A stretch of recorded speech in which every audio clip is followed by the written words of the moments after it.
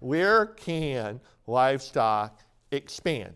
Can it truly expand in a Chinese market that's facing intense population shifts, loss of farmland, water scarcity, would have to consolidate its industry dramatically from several hundred million farmers?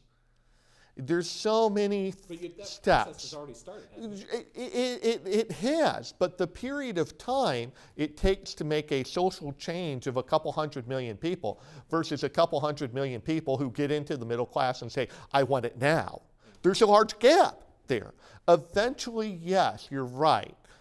But in the meantime, you have an enormous opportunity. And it's not as if the two are incompatible.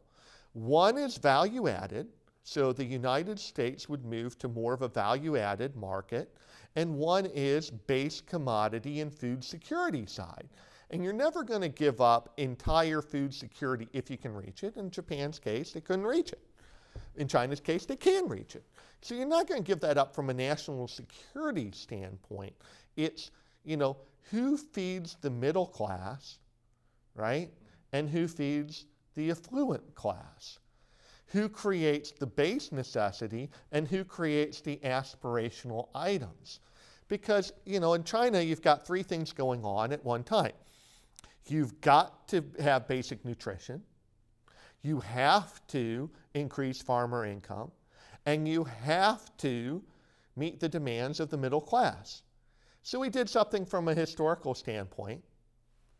Went back and said, name a culture that faced the same situation since, Rome, that was able to accomplish all three on their own. So it's not going to happen on their own.